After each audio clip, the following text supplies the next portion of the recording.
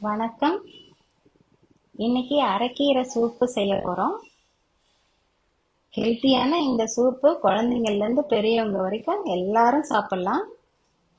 வாங்க எப்படி செய்யறதுன்னு பார்க்கலாம். இது செய்யறதுக்கு கைப்பிடி அளவு ஒரு பஞ்சு அரைக்கீரை எடுத்து ஆஞ்சி சுத்தம் பண்ணி 2 தடவை நல்லா அலசி கழுவி எடுத்து வச்சிருக்கோம். இந்த சூப்புக்கு தேவையான மசாலாவை முதல்ல ரெடி பண்ணிக்கலாம். ட்ரை ரோஸ்ட் தான் பண்ண போறேன். அதுக்கு ஒரு கடாயில் 2 டீஸ்பூன் தனியா, 1 டீஸ்பூன் மிளகு, 1 டீஸ்பூன் ஜீரகம், 1.5 டீஸ்பூன் சோம்பு, ஒரே ஒரு வரமிளகாய் இதெல்லாம் சேர்த்து இது நல்லா ட்ரை ரோஸ்ட் பண்ணிக்கணும்.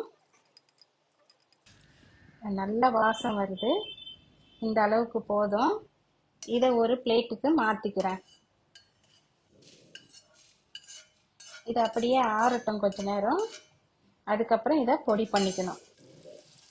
இப்போ அந்த கடாயில் 1.5 ஸ்பூனுக்கு பட்டர் சேர்த்துக்கிறேன்.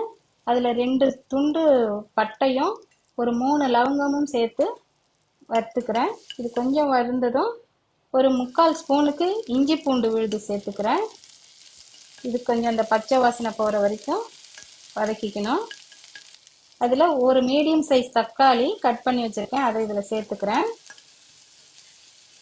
இது வதங்கிறதுக்காக ஒரு பிஞ்சு சால்ட்டு சேர்த்துக்கிறேன். இது நல்லா வதங்கட்டும். இப்போ இதில் ஒரு 1/2 லிட்டர் தண்ணி சேர்க்குறேன். இது அப்படியே கொஞ்ச நேரம் கொதிச்சுக்கிட்டு இருக்கட்டும். இந்த தக்காளியெலாம் நல்லா வேகணும். இந்த கீரையை வேக வச்சு எடுத்துக்கணும். இந்த பாத்திரத்தில் தண்ணி கொதிச்சுக்கிட்டு இருக்கு. இதில் ஒரு 5-6 பூண்டு பல் சேர்த்துக்கிறேன். இது கூடயே இப்போ இந்த கீரையும் எடுத்து வச்சு வேக வச்சுக்கணும். இது கொஞ்ச நேரம் இப்படியே வெந்துக்கிட்டு இருக்கட்டும். இது வெந்ததும் எடுத்துக்கலாம். இந்த கீரை இப்போ வெந்துருச்சு. இதை ஒரு பவுலுக்கு மாற்றிடுறேன். இந்த கீரை கொஞ்ச நேரம் ஆறட்டும். ஆறுனதுக்கப்புறம் இதை அரைச்சி எடுத்துக்கலாம். இப்போ ட்ரை ரோஸ்ட் பண்ணி வச்சோம் இல்லையா, அந்த பொருளெல்லாம் இப்போது பொடி பண்ணின்னு வந்தாச்சு. இந்த பொடியை நம்ம இந்த தக்காளி சேர்த்து வெந்துக்கிட்டு இருக்கு இல்லையா, அதில் நம்ம இதை சேர்த்துடலாம். இந்த தக்காளிலாம் இந்த மாதிரி கொஞ்சம் நல்லா மசிச்சு விட்டுக்கலாம். அதில் இந்த பொடியும் சேர்த்து இது கொஞ்சம் நேரம் வெந்துக்கிட்டு இருக்கட்டும். இப்போ இந்த கீரை ஆறிடுத்து. இதை நம்ம மிக்சி ஜாரில் சேர்த்து அரைச்சிக்கலாம். கொஞ்சம் அந்த வெந்த தண்ணியை இதில் சேர்த்து அரைச்சிக்கலாம். இதை அரைச்சின்னு வந்தாச்சு. இப்போ இது ஒரு வடிகட்டியில் வடிகட்டி எடுத்துக்கணும்.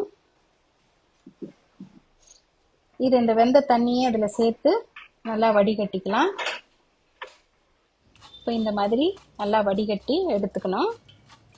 இதே வடிகட்டியில் இப்போ தக்காளி இந்த மசாலாலாம் சேர்ந்து வெந்துக்கிட்டு இருக்கு இல்லையா, இது நல்லா வெந்துருச்சு. இதையும் அந்த வடிகட்டிலேயே சேர்த்து நல்லா புழிஞ்சு விட்டு வடிகட்டிக்கலாம்.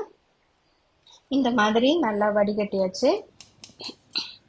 இப்போ அந்த கடாயிலேயே திரும்பவும் இதை சேர்த்து ஒரு கொதி விட்டு எடுத்துக்கணும். ஒரு பக்கம் இது இந்த சூப்பு சூடாகிக்கிட்டு இருக்கட்டும். இன்னொரு பக்கத்தில் ஒரு சின்னதாக ஒரு தாளிப்பு இதில் போட போகிறோம். ஒரு சின்ன வானல் வச்சு அதில் ஒரு 3-4 சின்ன வெங்காயம் பொடிசாக கட் பண்ணி வச்சுருக்கேன். அதை கொஞ்சம் இந்த வானலில் ஒரு ஸ்பூன் பட்டர் சேர்த்துக்கிறேன். அதில் இந்த பொடிசாக நறுக்கின வெங்காயத்தை சேர்த்து நல்லா வதக்கி கிட்டத்தட்ட நல்ல ஒரு கோல்டன் ப்ரௌனுக்கு இதை வதக்கணும். இது நல்லா வதங்கட்டும். அது வரைக்கும் இது கொஞ்சம் சிம்லேயே வச்சு சூடாகிட்டு இருக்கட்டும் இந்த சூப்பு.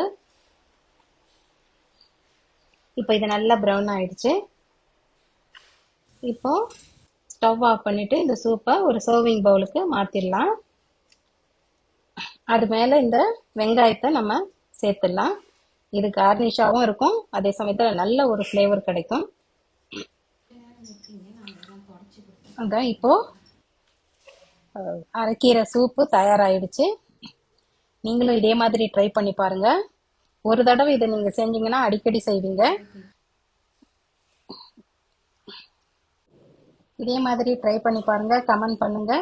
இந்த வீடியோ உங்களுக்கு பிடிச்சிருந்தா லைக் பண்ணுங்க, ஷேர் பண்ணுங்க, சப்ஸ்கிரைப் பண்ணுங்க. நன்றி, வணக்கம்.